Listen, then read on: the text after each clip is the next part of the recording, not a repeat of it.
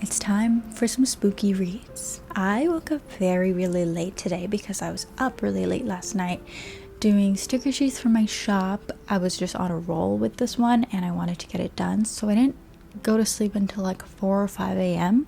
So I didn't wake up until really late because I was dreaming away. I was deep in a dream. I don't remember what happened now, but I know it was fun and exciting and I was doing lots. And Rocky didn't even wake me up, which normally he does, but I guess he was having good dreams as well. Woke up very late, got back to work on sticker sheets and things, and all of a sudden it's the evening. And it was such a beautiful, gloomy day for the most part of the day that I saw. It just really set the mood and I feel very spooky cozy. I'm so happy that it's fall. Like, I'm so grateful that fall exists and this Halloween vibe exists, and I just live to be cozy, okay? So I think that maybe I should stay up all night and read some spooky, scary books. I wouldn't really say that I like horror. I don't like horror movies, but I do have, I like watching The Shining.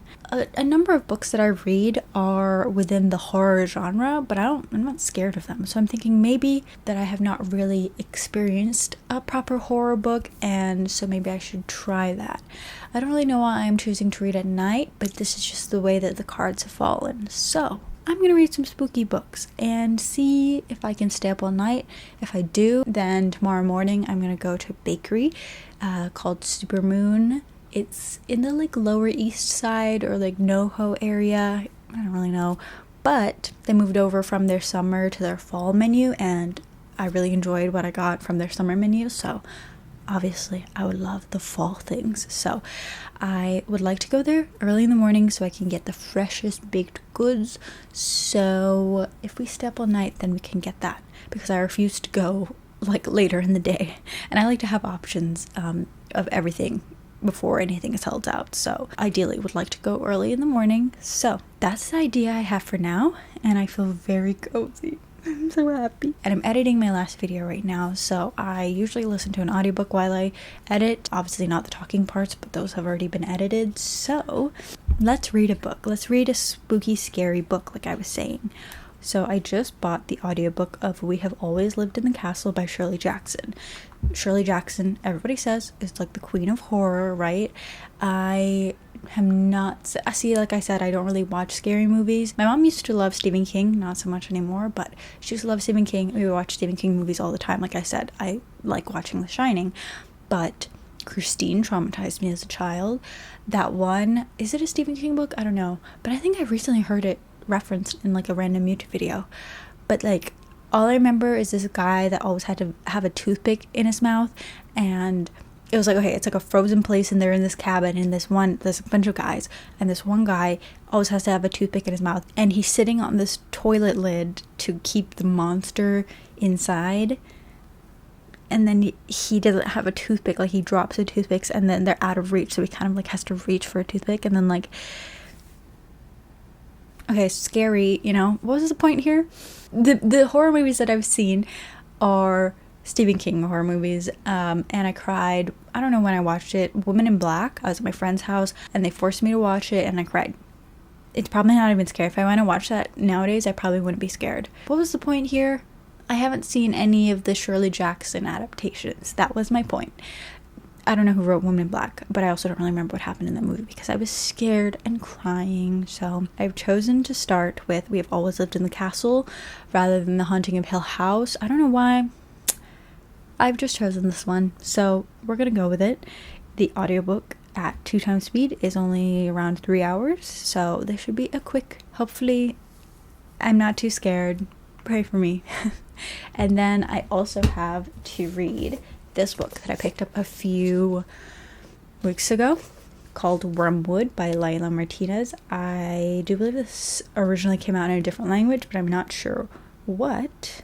But it's translated by Sophie Hughes and Anne McDermott. The tagline is The House of Women and Shadows Built from Poetry and Revenge.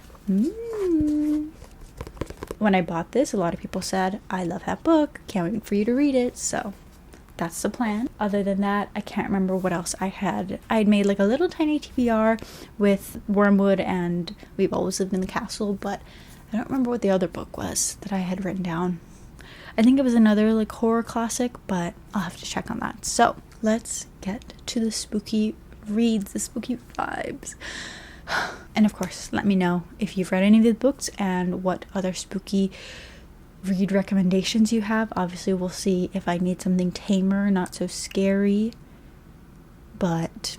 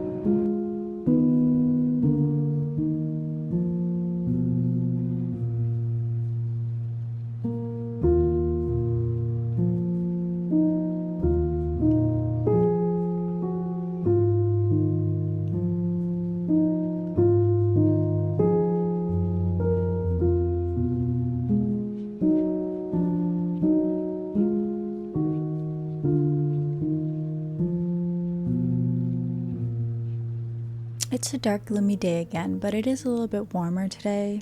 Gross. But I am a bit scared. So, I finished reading We've Always Lived in the Castle last night, and I really, really loved it. Like, I think it's probably, like, one of my favorite books now. Like, I really enjoyed it, so I need to go get a physical copy of it. Yeah, it was so good.